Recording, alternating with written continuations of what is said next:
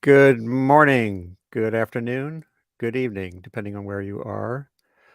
On this fast forward planet, which is still encircled by a pandemic, I was just reading this morning that there's 1 billion doses of the vaccine have been wasted, even as there are several billion people on the planet in isolated pockets that are significant who have not had one dose of the vaccine. It's a human heated planet, as I've been writing for a very, very, very long time. I have a Medicare card, and I've been writing since 1988 on global warming. So that's half my life. And it's a planet full of technological surprises, but we're going to get to that in a second. The other issue, of course, is the turmoil in energy, food, and other markets as a result of, not to mention human rights and calamity from the Ukraine invasion, which we're coming up, we're like 10 months in to the nightmare that Vladimir Putin inflicted on Ukraine and the world.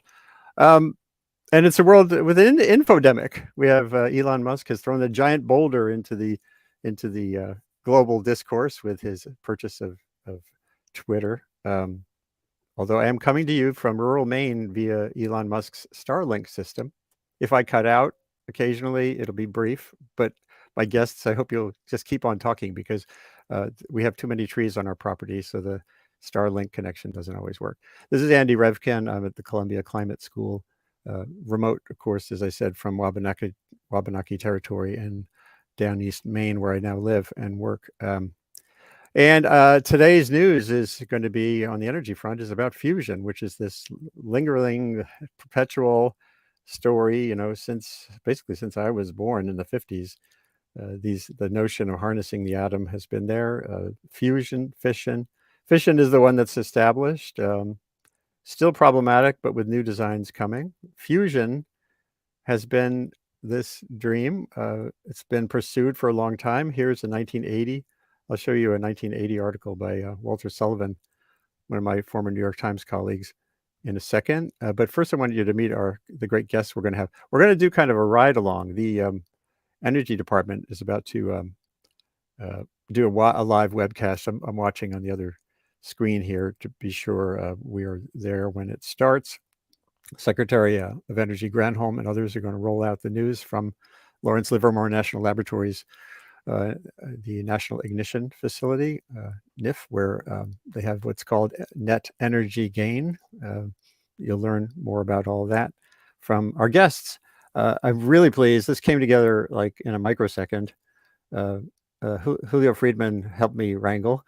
He was at Lawrence Livermore with several titles there, including I think you were directing innovation at the National Lab. Mm-hmm. You're at Columbia at the Climate School. You still have an affiliation at the Climate School, but now you're with Carbon Direct, which is a company pursuing ways to get carbon out of the air that's accumulated there from all of our carbon habit. We'll get into that briefly too. We have former Undersecretary of Science for the Department of Energy, Paul. Is it Dabar or Dabar? Dabar. It's Dabar. Yes, that's correct. Yeah, and you were there from 2017 to 21, Undersecretary of Science, and you were basically running fusion enterprises. So it's great to have you on here. You're now affiliated with Columbia as well as the Center on Global Energy Policy, and we'll talk about your other work. Jane Long, who had been at Lawrence Livermore. Jane, how long were you there? Oh, you're muted. I'm sorry. Let me make sure you're unmuted. Let me see. I think you have to hit unmute. Yeah, about 5 years. About 5 years. Could you just run down briefly your other energy related work? So I started at Lawrence Berkeley Lab and ran the energy department there for the energy group for a while, and the environment group, and then I went to Mackey School of Mines at UNR. I was the dean there, and we had worked there, and then back to Livermore, where I was the associate director for energy and environment.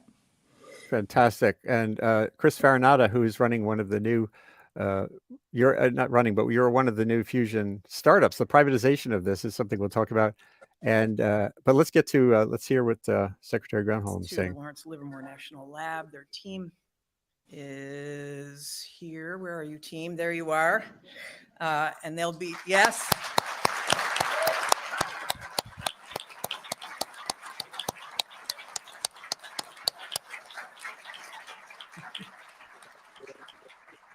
They'll be joining us after this for a technical panel for those of you who wish to stay to learn more. Big applause and thank you to the NNSA, the National Nuclear Security Administration.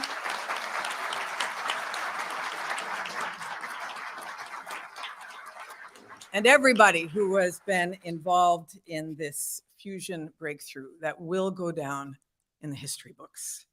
You're going to hear more about the details of the experiment from Administrator Hruby and Director Budil. But first, I'm going to turn it over to the President's Science Advisor and Director of the OSTP, Dr. Arati Prabhakar. Dr. Thank you so much. Thanks, Secretary Granholm. What a pleasure to be invited to come celebrate this amazing moment here at the Department of Energy. It's really a privilege to be here.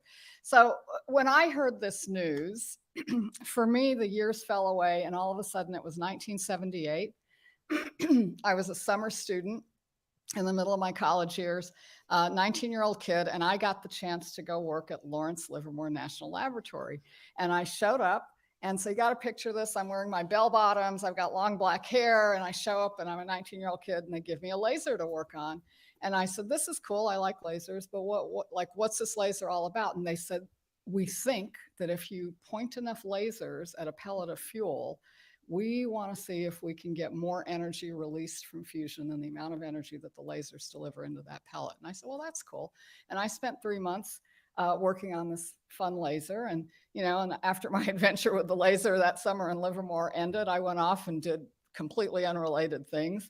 But I have always kept an eye out and watched to see what was happening at Livermore as they pursued this idea of ignition, of achieving this kind of controlled fusion reaction for decades. And I went off and didn't do anything more about fusion, but the people I worked with and their successors kept going. And they went through periods of triumph and they went through tremendous struggles and setbacks. They never lost sight of this goal. And last week, lo and behold, indeed, they shot a bunch of lasers at a pellet of fuel and more energy was released from that fusion ignition than the energy of the lasers going in. And I just think this is such a tremendous example of what perseverance really can achieve. And I had the great pleasure of meeting the team, whom you'll talk with when you hear the panel in a little while. And they have come from many different parts of the world. They've studied many different fields. Many of them were summer students at Livermore, but decades after I was. So it took not just one generation, but generations of people pursuing this goal. And it's a scientific milestone, scientific energy break even to achieve this. But of course, as with all of these kinds of complex scientific undertakings, it's also an engineering marvel beyond belief. And this duality of advancing the research, building the complex engineering systems, both sides learning from each other, this is how we do really big, hard things. So this is just a beautiful example. So, I also have been reflecting on how long the journey can be from knowing to doing, because it's a century since we figured out that it was fusion that was going on in our sun and all the other stars. And in that century, it took so many different kinds of advances that ultimately came together to the point that we could replicate that fusion activity in this controllable way in a laboratory. And I think it's just a reminder that sometimes, even when we know something, it's a very long time before we can turn it into something that we can actually harness and start to be able to use. And as the Secretary described, I think it's that prospect now is one step closer in a really exciting way. Okay, so, let me just finish by saying, I think this is an amazing example of the power of America's research and development enterprise. This is what the Department of Energy works every day to support and to drive it's what our Office of Science and Technology Policy at the White House focuses on every day, is how do we strengthen and advance this enterprise. And it is an enterprise that President Biden has championed in a way that no one really ever has before. He submitted a budget for supporting federal R&D that is the biggest ever that we've had in this country. And so I want to take a moment and congratulate the entire Department of Energy with Secretary Granholm's tremendous leadership, the National Nuclear Security Administration here that has championed this effort for so long, Lawrence Livermore National Laboratory, and especially and particularly all the scientists and engineers across many years who got us to this moment. President Biden loves to say that the one word that defines America is possibilities. And this is such a wonderful example of a possibility realized, a scientific milestone achieved, and a road ahead to the possibilities for clean energy and even deeper understanding of the scientific principles that are at play here. So thanks again, congratulations, and all the best from the White House. And now, thank you. Thanks so much. And now it's my privilege to get to introduce Jill Hruby. She is the Undersecretary for Nuclear Security here at the Department of Energy and also the Administrator of NNSA.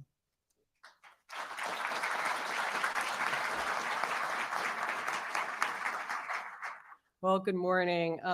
Thank you, Dr. Prabhakar, for joining NNSA to celebrate our incredible achievement. And thank you, Secretary Granholm, for kicking us off and being such a tremendous supporter of science. This success would not be possible without the strong support for foundational research by the US government and by the sustained investment in our national laboratories.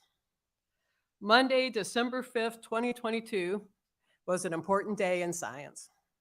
Reaching ignition in a controlled fusion experiment is an achievement that has come after more than 60 years of global research, development, engineering, and experimentation.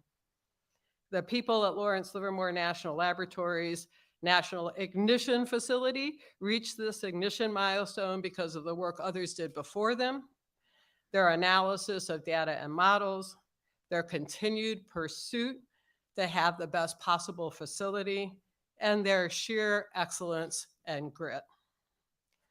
I would like to thank the members of Congress. Thank you so much for being here today that supported the National Ignition Facility, because your belief in the promise of visionary science has been critical for our mission. I'd also like to thank the international partners that worked with us on this, because their collaboration demonstrates the power and possibility of advancing scientific pursuits. But finally, a giant thank you to the talented federal defense programs and national security enterprise teams that supported this work at Lawrence Livermore. We are so proud of the accomplishments of our Livermore's National Ignition Facility. The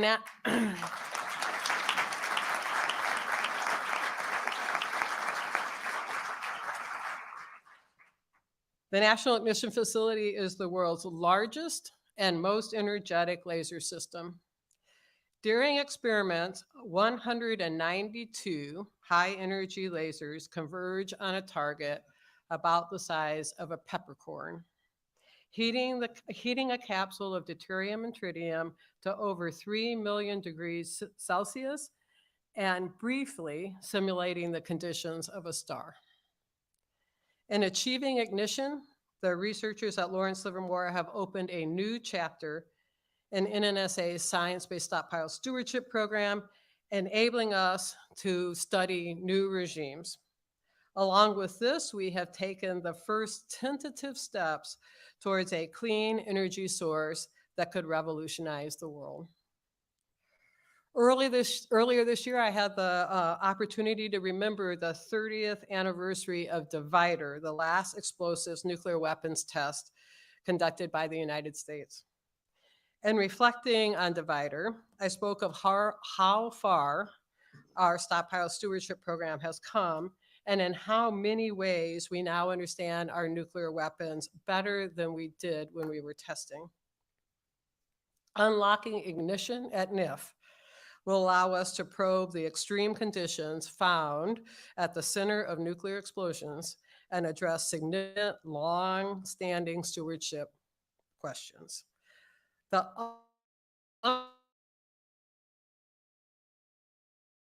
What I and previous administrators of the NNSA have been saying for decades: there is no more dedicated or more talented group of scientists in the world, as it should be. The tireless efforts of thousands of people from around the national security enterprise, nuclear security enterprise, and their predecessors are responsible for this breakthrough. We honor their intelligence, their commitment, and their determination.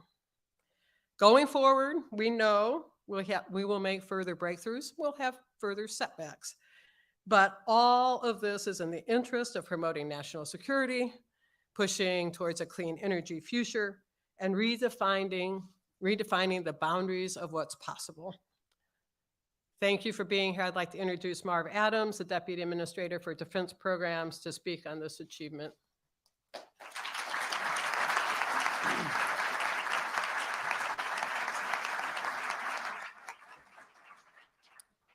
Thank you, Administrator Hruby. A paraphrasal of Abraham Lincoln strikes me as fitting here. The world will little note nor long remember what we say here, but it can never forget what they did at the National Ignition Facility. So let's recap. A team at Lawrence Livermore National Lab, National Ignition Facility made the following happen. There's a tiny cylinder here at the end of this that you probably can't see. It's about so tall and this wide. Inside that was a small spherical capsule about half the diameter of a BB. 192 laser beams entered from the two ends of the cylinder and struck the inner wall. They didn't strike the capsule, they struck the inner wall of this cylinder and deposited energy. And that happened in less time than it takes light to move 10 feet. So it's kind of fast. X-rays from the wall impinged on the spherical capsule. Fusion fuel in the capsule got squeezed. Fusion reactions started. This had all happened before, 100 times before. But last week, for the first time, they designed this experiment so that the fusion fuel stayed hot enough, dense enough, and round enough for long enough that it ignited. And it produced more energies than the lasers had deposited. About 2 megajoules in, about 3 megajoules out, a gain of 1.5. The energy production took less time than it takes light to travel 1 inch. Kind of fast. So this is pretty cool. I have a special message to listeners who want to work on exciting, challenging, and important problems. We're hiring.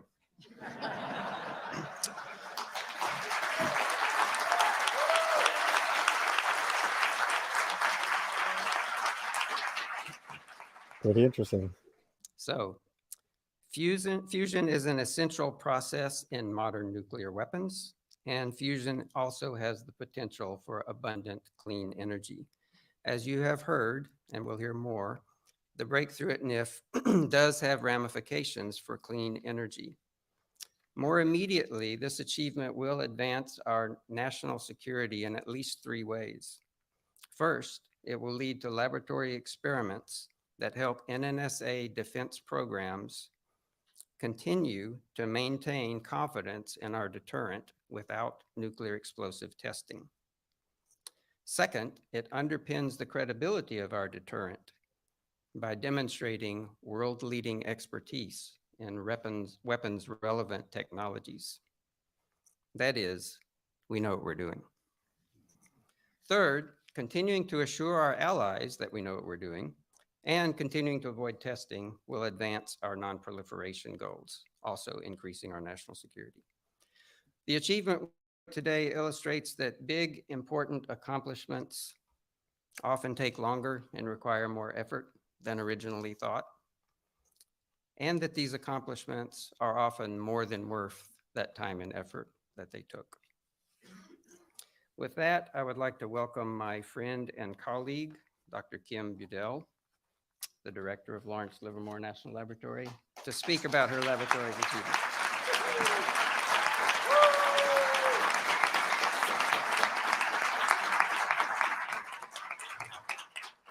Madam Secretary, Dr. Prabhakar, Administrator Hruby, and Deputy Administrator Adams, thank you for your remarks today and for your support. This is a historic achievement for the team at Livermore, our collaborators in academia and labs in the US and abroad, our industry partners, the fusion community writ large, and the many supporters and stakeholders in the National Nuclear Security Administration, the Department of Energy, and in Congress, who've ensured we could reach this moment, even when the going was tough. Over the past 60 years, thousands of people have contributed to this endeavor, and it took real vision to get us here. Building the National Ignition Facility was an enormous scientific and engineering challenge. I like Dr. Prabhakar's emphasis on the importance of bringing those two together. In the end, after all that work, the laser has exceeded its performance goals, opened whole new areas of high energy density science to exploration, and delivered the data we need to keep our nuclear deterrent safe, secure, and effective. Our pursuit of fusion ignition over the past decade at NIF was an incredibly ambitious technical goal. Many said it was not possible. The laser wasn't energetic enough. The targets would never be precise enough. Our modeling and simulation tools were just not up to the task of this complex physics. Progress has taken time, but last August, when we achieved a then record yield of 1.35 megajoules, putting us at the threshold of ignition, many took notice. And last week, our pre-shot predictions, improved by machine learning and the wealth of data we've collected, indicated that we had a better than 50% chance of exceeding target gain of 1. 60 years ago, when John Knuckles and his team proposed that lasers could be used to produce fusion ignition in the laboratory, it was beyond audacious. The laser had just been invented and was far from the mature tool we know today. But this is really what national labs are for: tackling the most difficult scientific challenges head on, learning from the inevitable setbacks, and building toward the next idea. Lawrence Livermore has been at the center of the ICF community across these many decades, and ICF has been a centerpiece of our lab. Indeed, people often say that LLNL stands for lasers, lasers, nothing but lasers. But I think our motto sums up our approach nicely: science and technology on a mission. This achievement opens up new scientific realms for us to explore and advances our capabilities for our national security missions. It demonstrates the power of US leadership in science and technology and shows what we're capable of as a nation. And as the Secretary mentioned, breakthroughs like this one have generated tremendous excitement in the fusion community and a great deal of private sector investment in fusion energy. But this is only possible due to the long-term commitment of public investment in fusion science. The science and technology challenges on the path to fusion energy are daunting, but making the seemingly impossible possible is when we're at our very best. Ignition is a first step, a truly monumental one that sets the stage for a transformational decade in high energy density science and fusion research, and I cannot wait to see where it takes us. Thank you.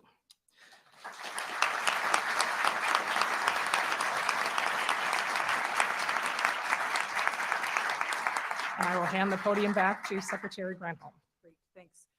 We will open up for a few minutes of questions. And I think that our public affairs team, Chad, is going to be navigating that. And of course, we have the experts. And just here. give your name and your outlet, please. Thank you. Yeah, hi, thanks. Ari Natter from Bloomberg News. I'm curious how long you think it'll be until we see commercialization of this technology? And also as a follow-up, if this happened on last Monday, why are we just hearing about it now? Thank you. It's going to take a while before we see this commercialized. I don't know if you want to say a word about that. Those reporters. Yes, there are very significant hurdles, not just in the science, but in technology. This is one igniting capsule, one time.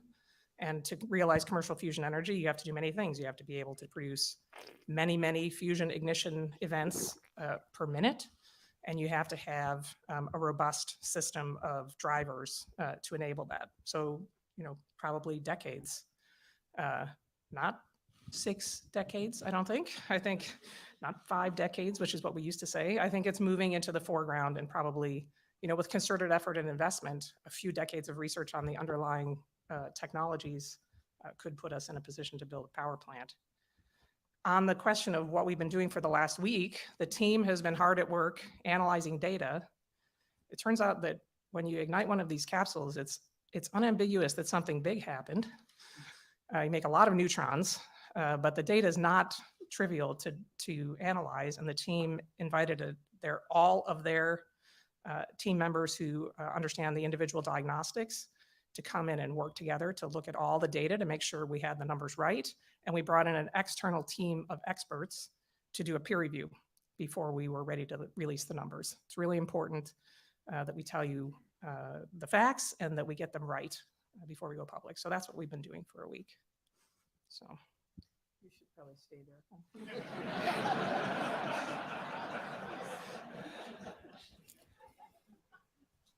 Two quick questions. One, I know this the positive net return is the important thing, but how much energy does it take? That you talk about the wall plug energy. How much wall plug energy did it take? And are there implications for other types of fusion? Is this something that could inform magnetic confinement fusion as well? So the laser requires about 300 megajoules of energy from the wall to drive 2 megajoules of laser energy, which drove 3 megajoules of fusion yield. Our calculations suggest that it's possible with a laser system at scale to achieve hundreds of megajoules of yield. So there is a pathway to a target that produces enough yield, but we're very distant from that right now. So 300 megajoules at the wall, 2 megajoules in the laser. So this really is talking about target gain greater than 1. And then there was a second part to your question. Does it inform magnetic fusion? Yes. So there are many common things about plasma science and the materials you need to work in fusion environments, diagnostic techniques, et cetera. Essentially, magnetic fusion works at low pressures and densities and for long times, whereas inertial confinement fusion works at high pressures and densities for very short times. So there are some similarities in the underlying physics, but the fundamental concepts are quite different. Secretary Granholm, Pete Bear with E&E News. Congress has charged you and the department with making decisions about the most promising designs for a pilot fusion plant, and you're in the middle of that process now. How are you going to approach that, and what are your concerns about making those kind of choices? Well, clearly, the folks who will be evaluating are the professionals in this, who are the scientists who do this work. And they will, like they do with all of these funding opportunity announcements, do a whole peer review process of each of the applications to determine which ones are most likely to be successful given the challenges. There's no parameters on whether these are magnetic confinement plants or laser confinement plants. We are just looking at the best proposals that come in, and hopefully we'll have a decision on that first 50 million at the early in the new year. Hey there, Secretary. Gary Grumbach from NBC News here. There's questions about the ability to scale here, and that was touched on a little bit as it relates to power plants, et cetera. But can you talk about the ability to scale and who should be in charge of that scaling? Private, government, both? Well, clearly, we want the private sector. We need the private sector to get in the game. It's really important that there has been this incredible amount of U.S. public dollars going into this breakthrough. But all of the steps that we'll take that will be necessary to get this to commercial level will still require public research and private research. We know that there's been a huge interest among the private funding community, startups, et cetera, and we encourage that. The president has a decadal vision to get to a commercial fusion reactor within, obviously 10 years. So we've got to get to work, and this shows that it can be done, which has been a question. Can you get there? This demonstrates it can be done. That threshold being crossed allows them to start working on better lasers, more efficient lasers, on better containment capsules, et cetera. The things that are necessary to allow it to be modularized and taken to commercial scale.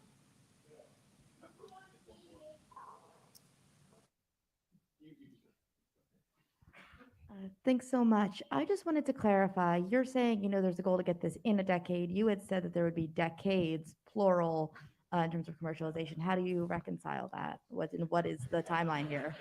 I think I get that.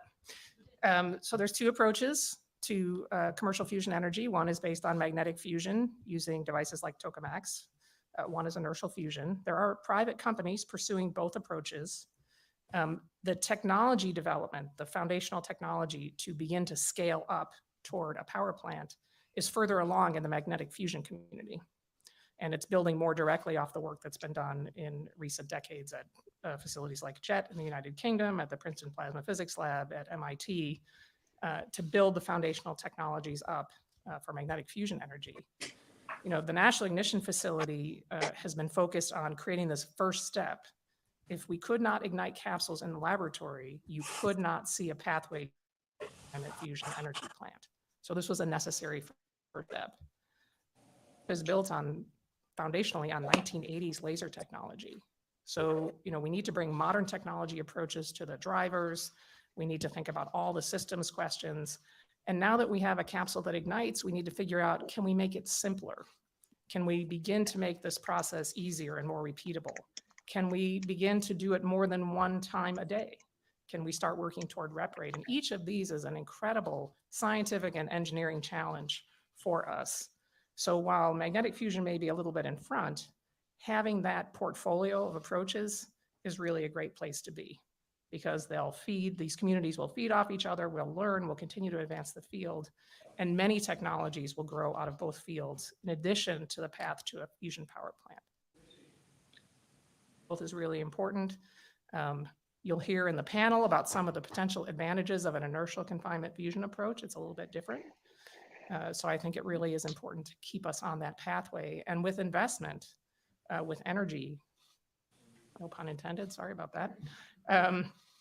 With real investment and real focus, that timescale can move closer.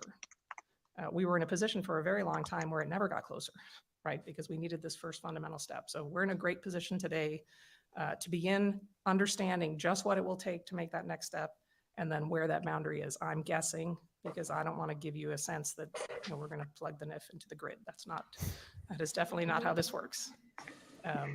But this is the fundamental building block of an inertial confinement fusion power scheme. I'd like to acknowledge as well, Congressman Lockram. That's a good point to pause. So let me just, so everybody, I would love to get initial reactions, just sort of your bullet points about what you heard, and we'll get back into some of I think there's another panel coming, but I really want to hear from you all. So Undersecretary Paul DeBar, you were working on this 2017 through 21, and you've been aware of this whole prospect for a long time. What do you think about what you've heard in terms of timelines and significance? Yeah, so, the fusion sector and fusion effort for the U.S. and the world was stuck. There was an article, I think, Andy, that you wrote about that around 2016.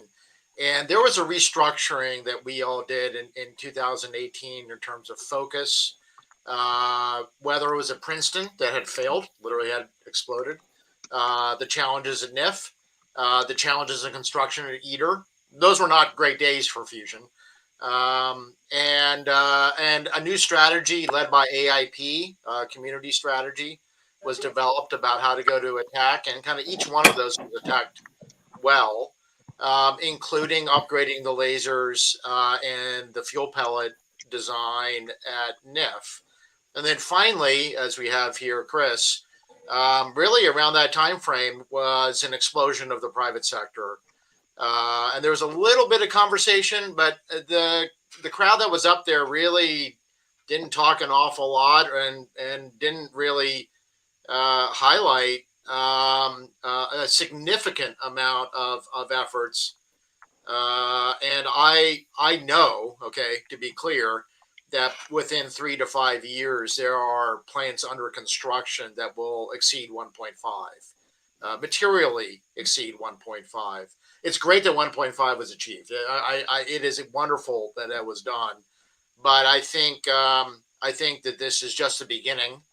By the way, I do agree that inertial confinement is very interesting technology. I think I always have to be very careful of being a former undersecretary. I'm always like really cautious to say certain things. There's too many communities.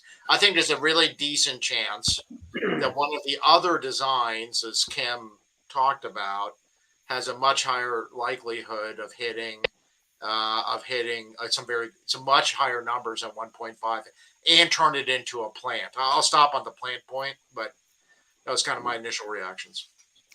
And Jane, Yeah. to you too. What Well, I mean, I raise think your eyebrows? I don't think you can lose track of the fact that NIF was really designed to be a tool for studying weapons. You know, weapons were largely heuristically designed forever, and when testing stopped, you know, NIF was required to certify the stockpile essentially because they couldn't test the weapons anymore. So, you know, it really, the idea that it might also be an energy producer was the second goal of the facility. And it's laudable. I think it's good to think about that. But if you're really thinking about energy systems right now and how we're going to decarbonize, it's not by any means the first place you would look.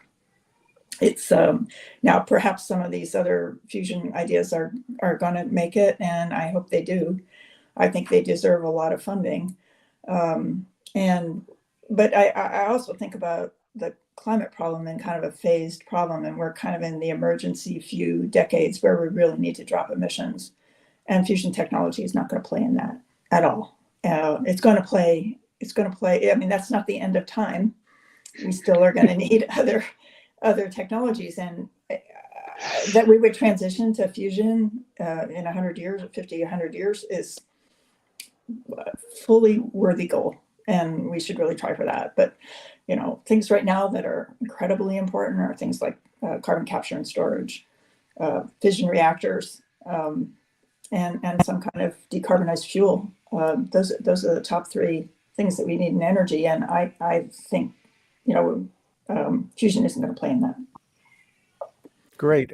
So, Chris, I want to get to you in a second, but Julio, you're at the carbon capture side of things here mainly, although you worked at Livermore with an overarching view of things.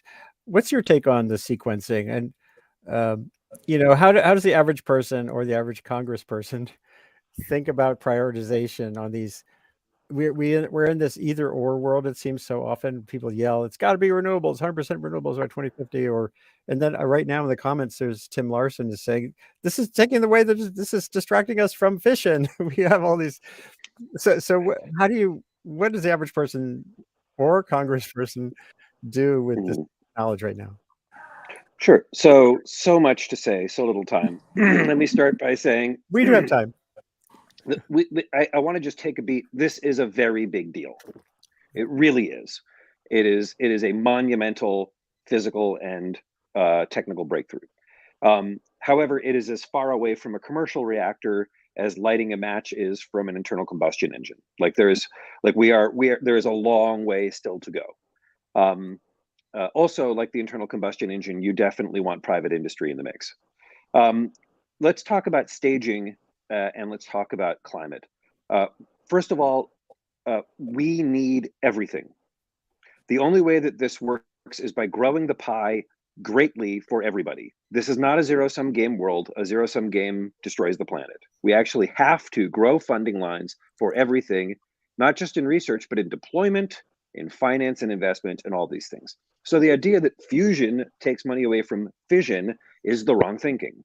Yeah. It's not. Like both fusion and fission need a whole lot of stuff, as well as carbon capture, as well as hydrogen, as well as renewable deployment, as well as batteries and storage and EVs. We need all these things. We need them way, way more than we have.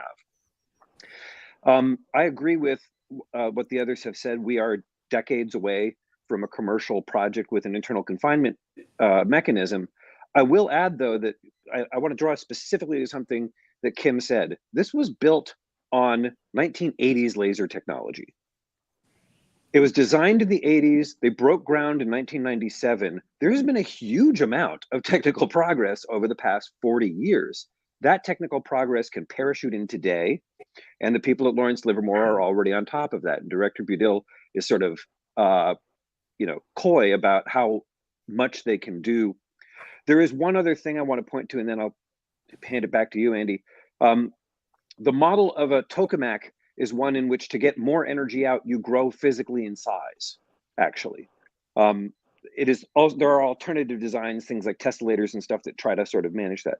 The business model of an internal confinement fusion engine is to do the opposite, to get smaller over time. You have smaller lasers, you have smaller chambers, all these other sorts of things. So the capital cost of the system at Lawrence Livermore to be commercialized will go down. And that's something that I think is relevant and promising.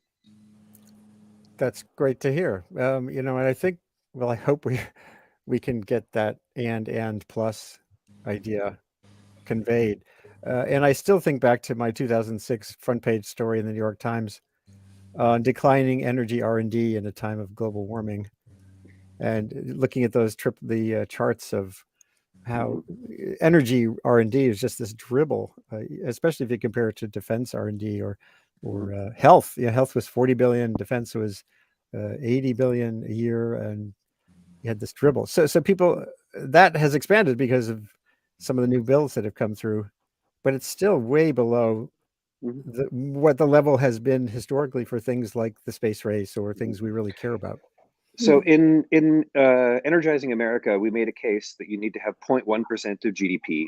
That's kind of a good number, which is tripling the budget from 2020. And we're kind of on track to that. By 2025, we should be tripling. So I'm more optimistic than you suggest, Andy.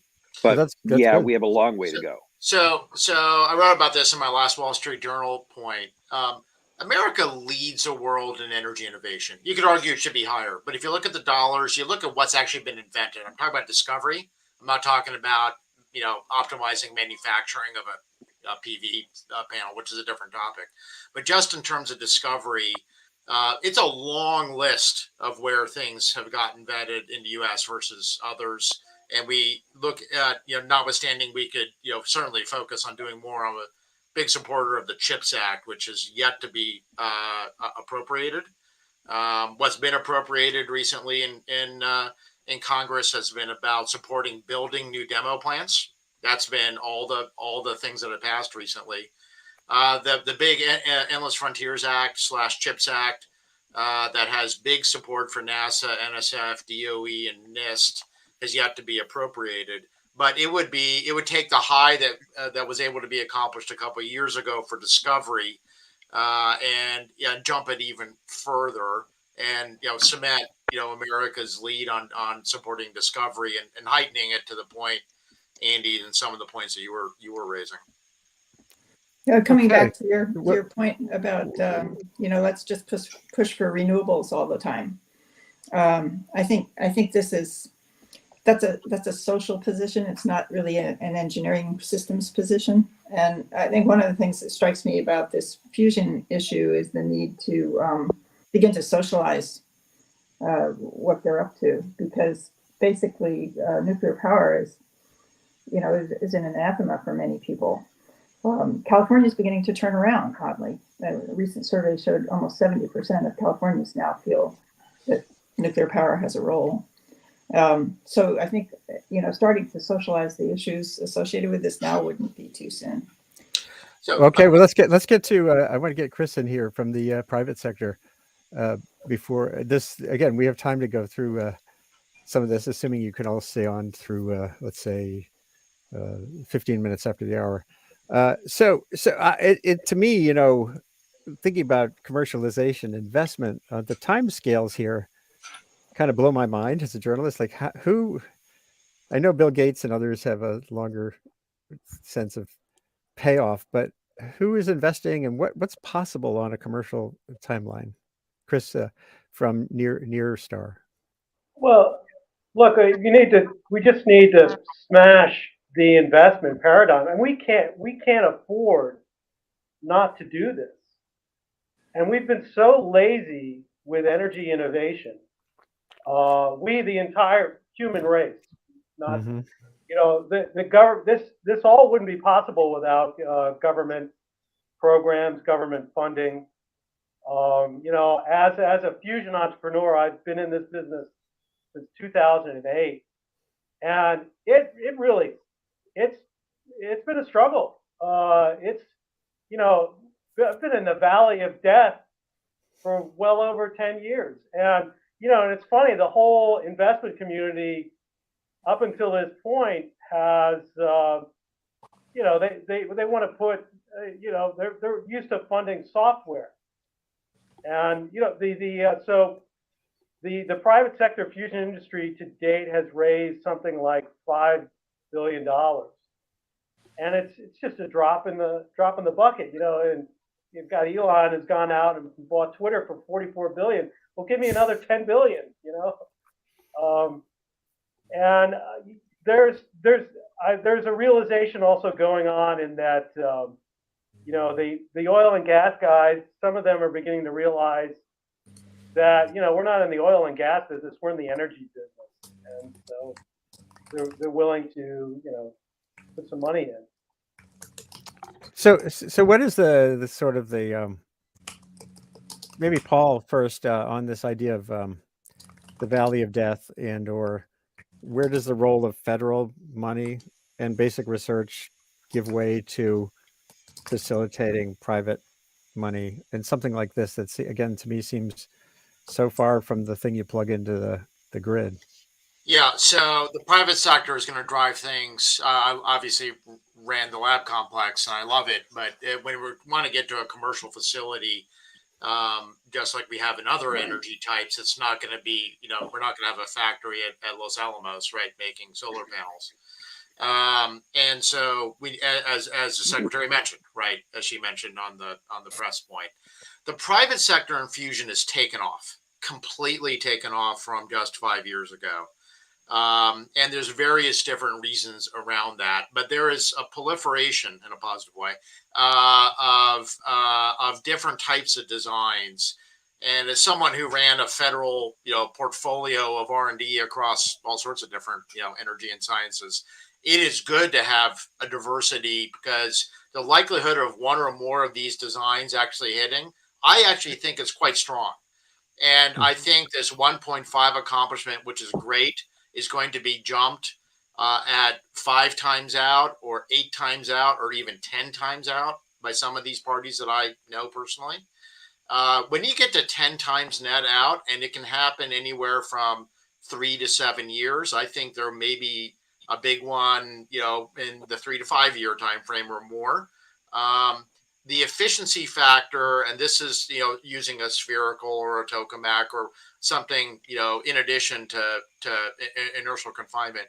When you start getting to 8 times net out, and have it sustained over a long enough hold period, you can turn that into a power plant, and that's happening. With all due respect to the lab director, who was great, I'm not certain she's followed that list, Andy, that you just showed and what's going on. We're going to have a core that is net out in that time period. And some of these companies are focused on having a first demo plant for power in the 2030 to 2035 range. I'm more in the 2035 range. But their plans are to do that.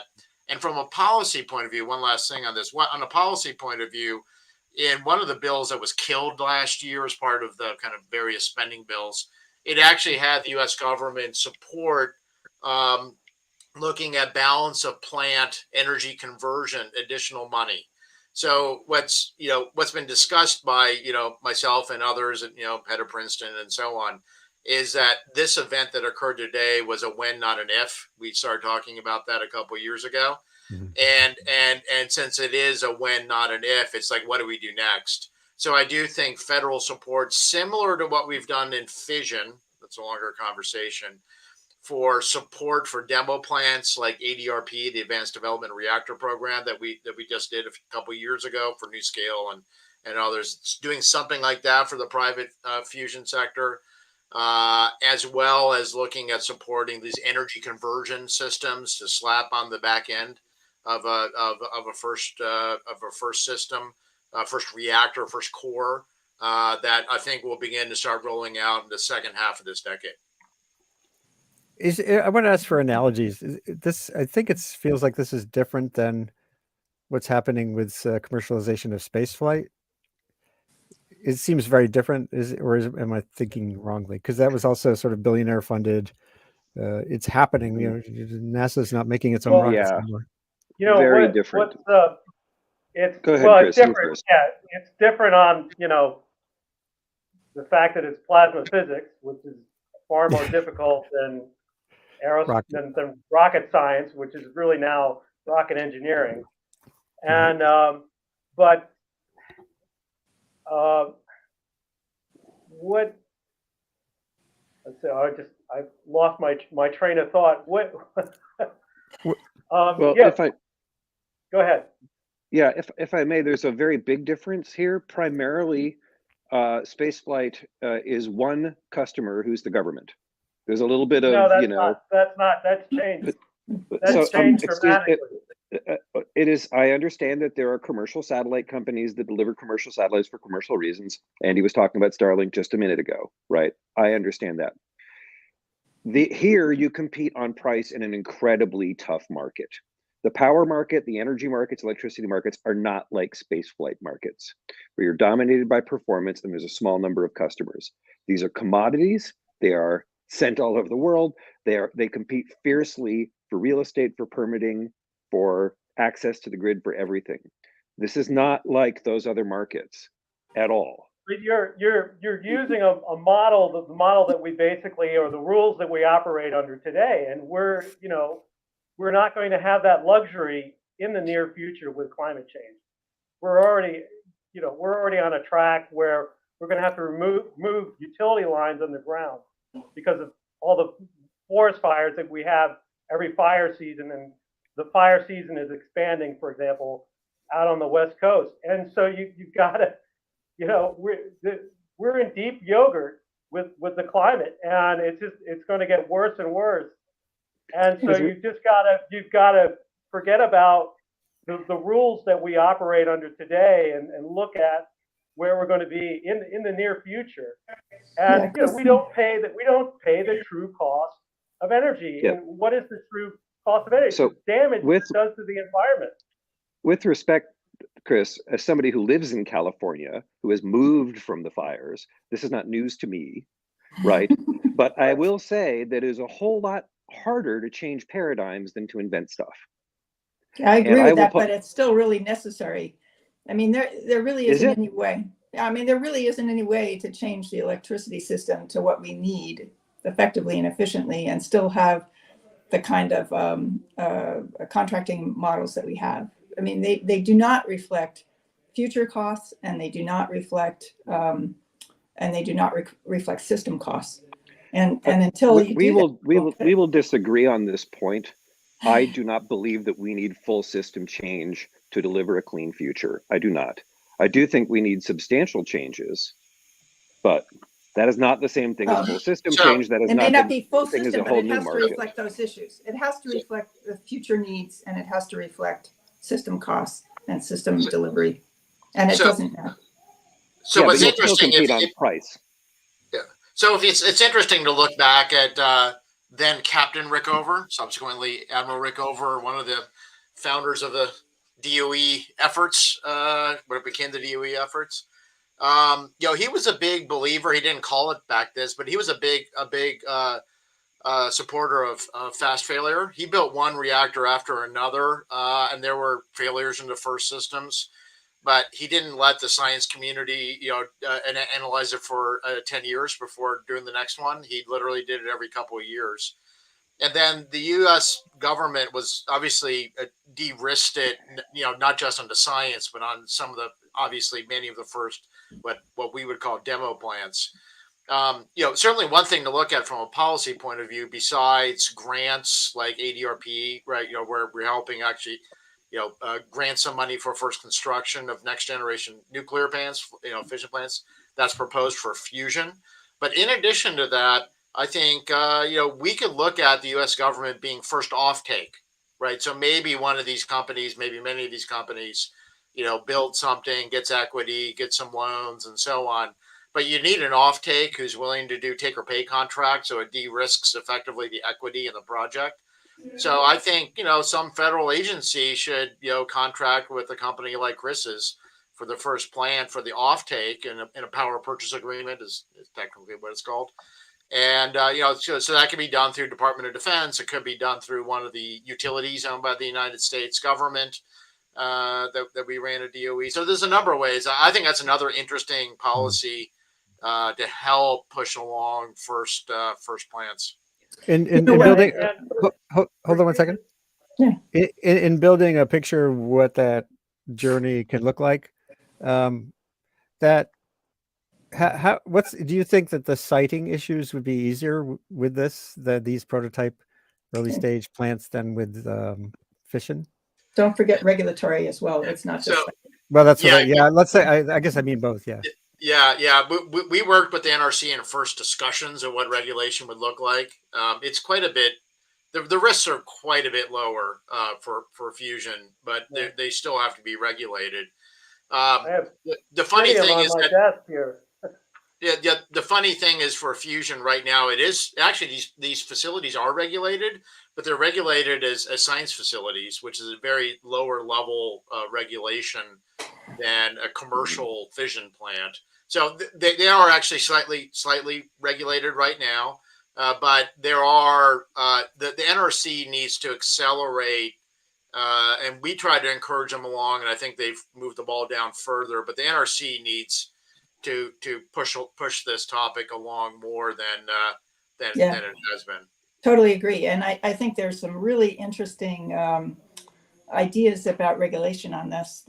I don't know if I just lost you, but that have to take into account. Like France pretty much built all the same reactors all over the place, so they had a lot of regulatory experience with the same reactor. I don't know if anybody can. Am I still talking? Yeah, you're here. Yeah, Yep. okay, because I'm seeing something else. And no, I'm just I don't showing. know if you guys realize this, but not only has the Russian gas been cut off, but half the reactors in France are now offline because they all have similar cracks in their containment vessels.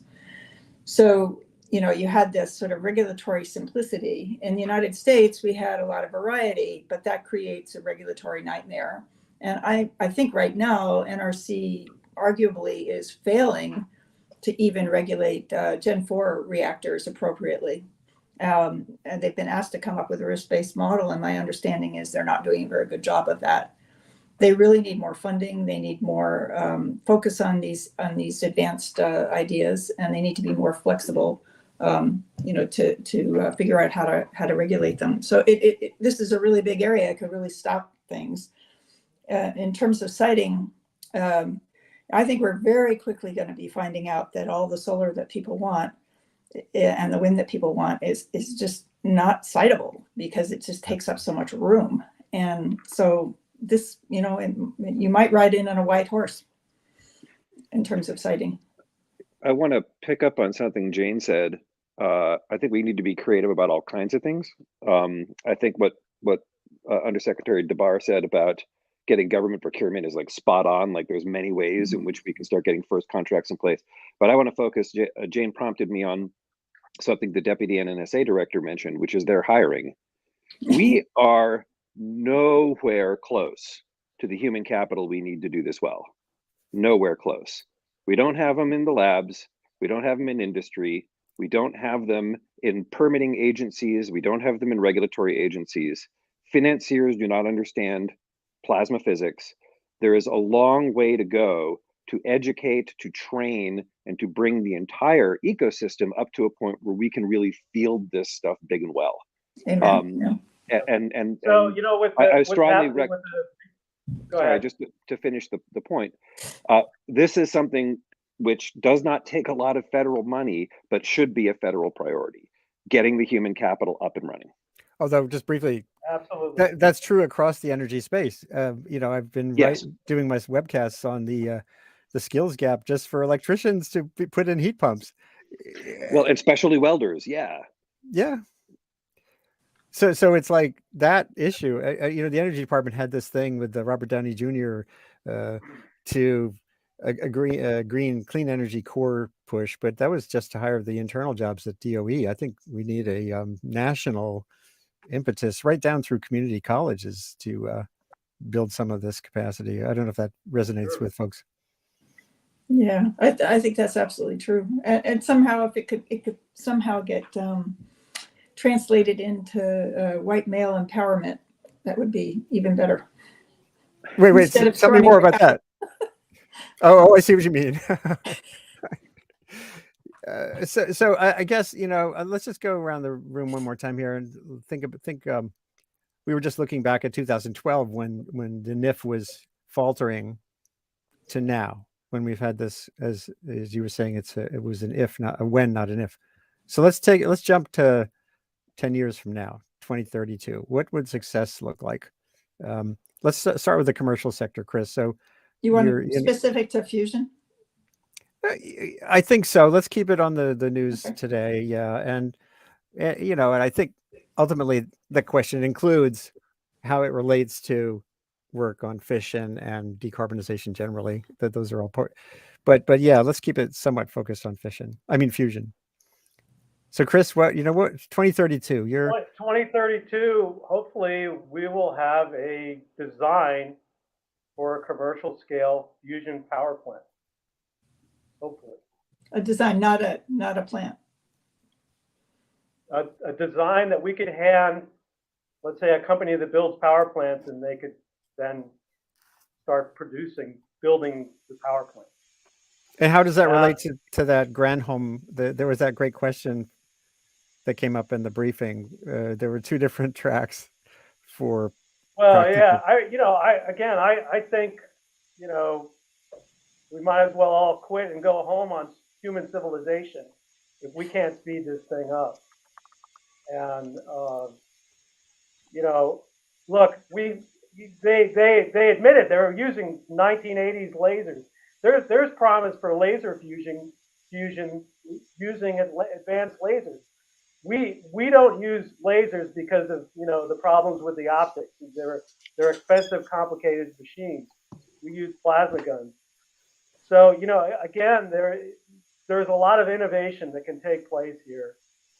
And and it's what funny story.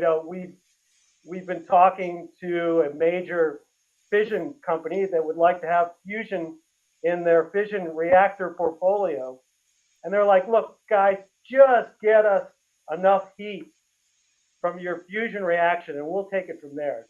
Don't worry about the back end. We'll deal with that. Just get it. Just work on the plasma physics, and we'll take it from there." In the end, it's all about boiling water. What's that? In the end, it's all about boiling water. Yeah. Yeah. I do want to just highlight. I want to highlight another company on that list of yours, where this is not theory. This innovation is not theory. It's happened.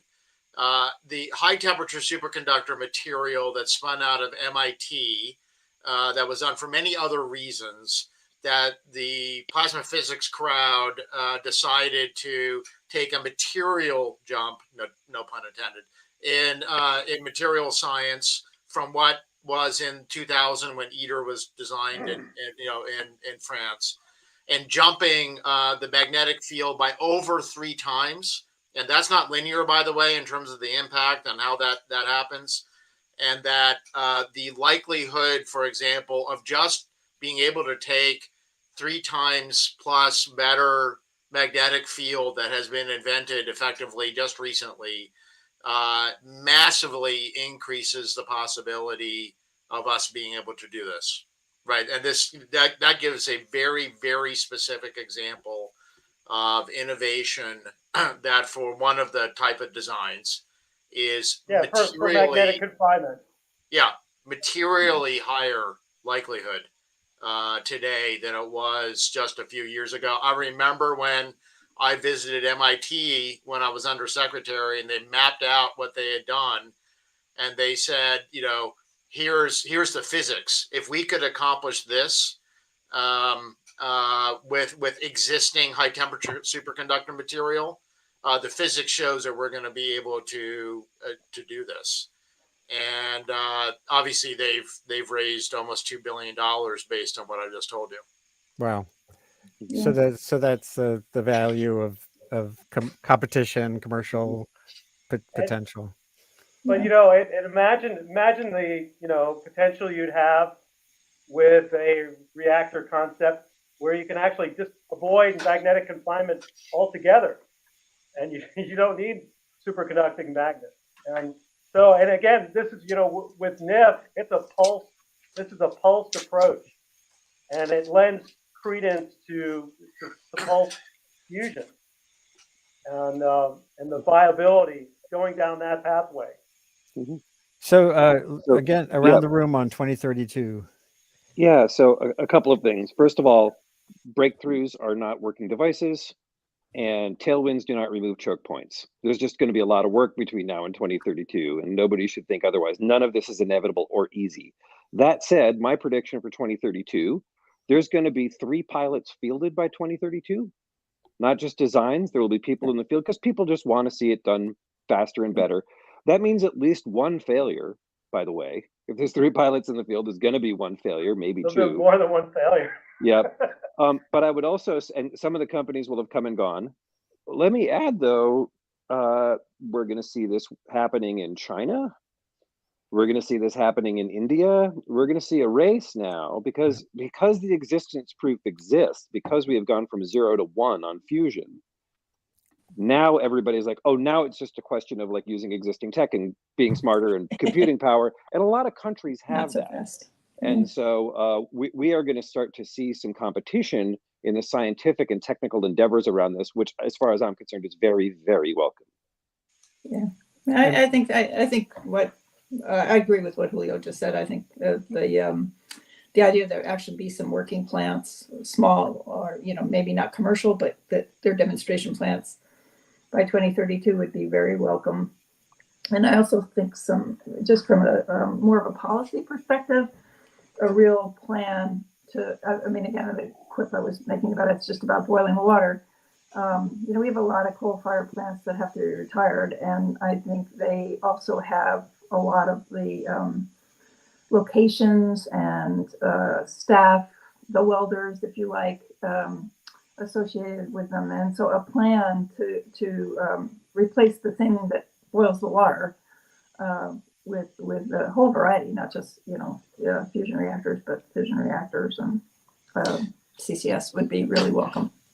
So on the prediction point, I agree completely with Julio. I think in 10 years, it's not decades, like was mentioned.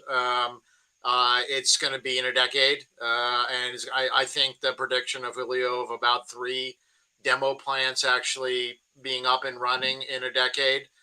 Which means that we're going to hit net out a lot more than 1.5, before 10 years from now.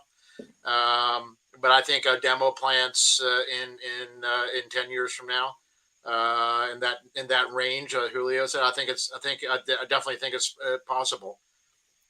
And just one last, Julio has to go to do another interview, and I'm sure everyone has to get on with their days. A last question is, when you think about the climate problem more generally, does this feel synchronous with the idea that we may squeak through this, through the 2100 and onward? Well, and Paul, Jane. Jane, go ahead. You're picking 2100. I mean, I think the need to get carbon out of the electricity system before then is pretty imperative. So 20, again, time isn't going to stop mid-century, but it's not going to play in the initial push to get carbon out of electricity. And then, we're electrifying everything as we go, the cars, and trying to do all of that. And if we don't do the electricity, it does absolutely no good. So no on the initial push, yes on a longer time frame. I guess what I mean there too in the longer time frame is, could this be signal along with the Infrastructure Act and the Inflation Reduction? Are we in a position here to start to build societal enthusiasm and engagement on the idea that new energy frontiers really matter? That that we are moving Yeah. toward a post-fossil. I think so. I think this thing that norm. happened with Diablo Canyon in California is a real bellwether. I'm part of this Zero Carbon California, and I think that organization and what they did there to work with the people nearby to get people to understand it, why it was so important to keep it open, and to find out, that opinions are changing. So it's not too soon to start working on opinions about fusion because, you're going to put the sun in my backyard.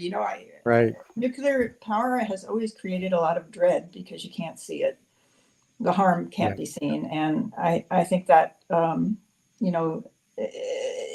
think people have got to see the mortality and morbidity due to nuclear power it's not exactly the lowest of all the energy forms, but I think it's second lowest. Solar has a lot more mortality and morbidity associated with it, not to mention pollution. So my sense is that trying to get a lot more public knowledge about the choices we have to make and what their implications are really important. So I think the importance here is about all the above, and I think that there is a portion of the community who thinks that everything is so dire. I've actually heard this, and we need to eliminate innovation and focus all our efforts on deployment of what's already invented. I completely disagree with that. I do too. And if you look at the energy systems that are being deployed today, 15 years ago, most of them didn't exist economically. Solar PV did not exist economically 15 years ago. It took Sunshot program at DOE to drive down costs by 90%. The lithium ion battery chemistry 15 years ago was an NSF and DOE discovery science effort. Okay, it was not a commercial product. EV's not a commercial product. Wind was anywhere between half to 25% of the performance metrics that it is today, right? These are just facts, right, from 15 years ago. Innovation got us to where the current portfolio that we have, and it took 15-ish years to get to where we are with a number, and there's other technologies that got there. We need, while we deploy what we've just invented that can have certain characteristics that are better, we need to continue to invent and innovation. America will be able to do that. We will take what we've already done and deploy, but we also need to invent even better. And I know that we can. There's a long list. Fusion is one of them. And one of the ways to do that is not just fund deployment of plants like has been passed recently, funding for the CHIPS Act on innovation for energy, as well as for NASA and NSF in general, and so on, is vital, and it hasn't been. It should be passed by Congress. Yeah, that's a good place, I think, to end, because you really have laid out the vital underpinnings of innovation and discovery for the things we take for granted today, and hopefully our grandchildren will be taking for granted things that come from a new push that starts today, or that's starting. And by the way, just one last quick question, Paul, on that point. 10 years ago, I was in this sustained argument with Joe Romm about the deploy. He would claim that it was that decline in the costs of solar and the like came from the deployment innovation as opposed to innovation. I tend to think that feels oversold, but there's a lot of people who say this, that it was mostly deployment that led to the cost declines and stuff. But I think you're making a different point, it's both, right? It's both, right? And that's why I think people who try to overly focus on we should only do X is not how actually energy discovery and ultimately deployment is done. It was really both that accomplished that. So we shouldn't avoid one to the benefit of the other, so to speak.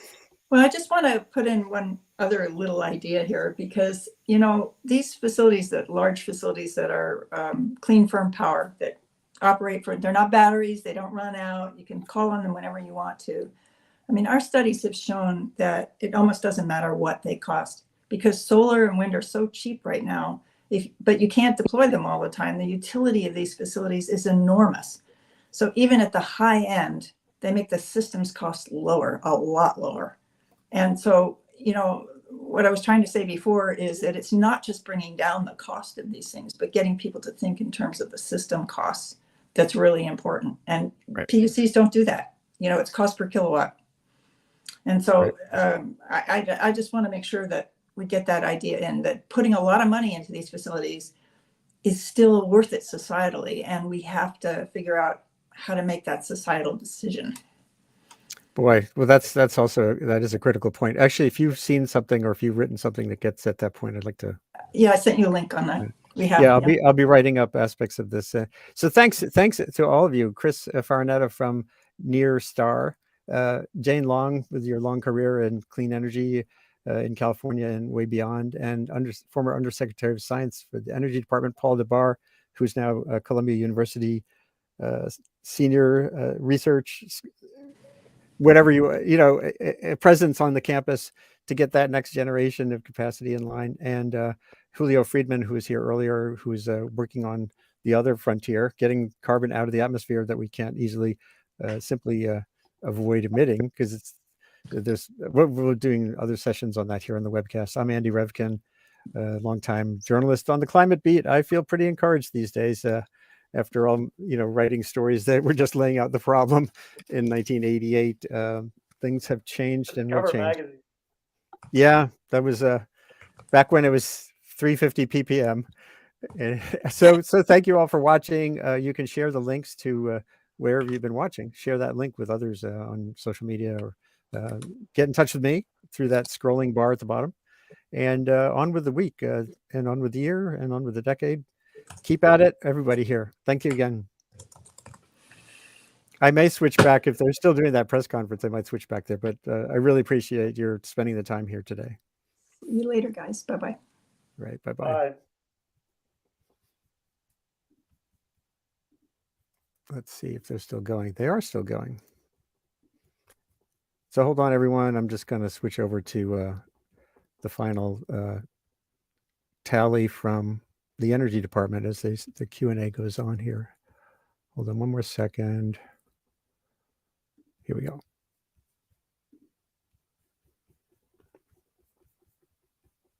Making a change to the deposition, to the fabrication process, where that actually improves the number of flaws in their size. So that's the characterization part. On the actual improvement of the material, we are working very closely with our collaborators in Germany at Dime Materials to look at the fabrication conditions.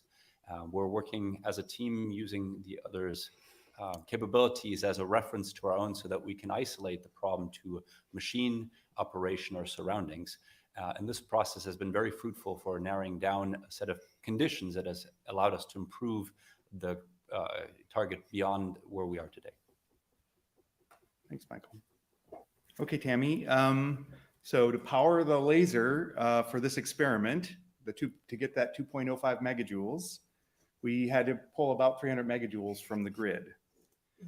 And then we got out 3.15 megajoules of fusion energy, right? So why do we think it's possible to turn this into an energy source in the future?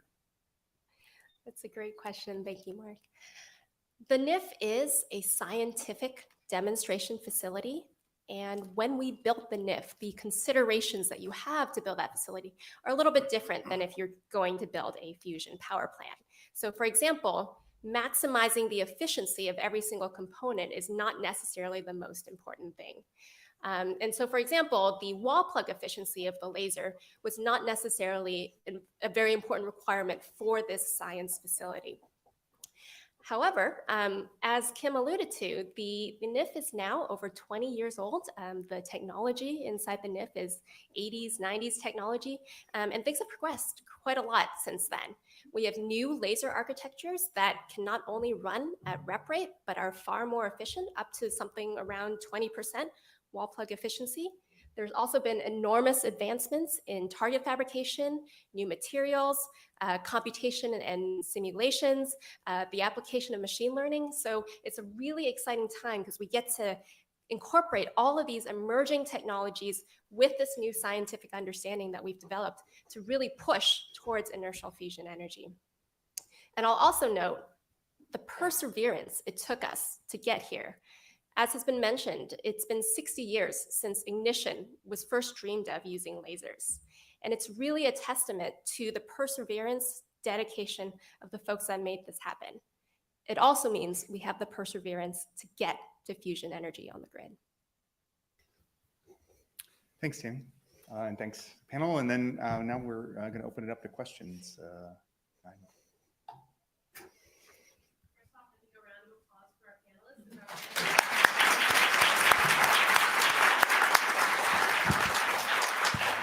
Testing. All right. Hi, everybody. I'm NNSA Public Affairs Deputy Director Shaila Hassan. I want to thank those of you who stayed for this more technical discussion with the folks that actually made this happen.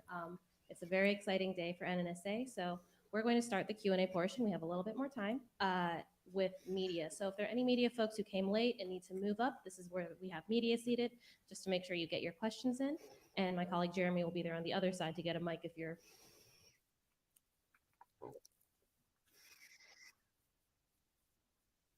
Okay, everybody. So as I say at the link below, I've got to get on with the work of transcribing the conversation we just had and the rest of the work I have today. You can go to that link, energy.gov/live, to keep watching the tail end of the Q&A about the fusion breakthrough at Lawrence Livermore National Laboratory, the National Ignition Facility.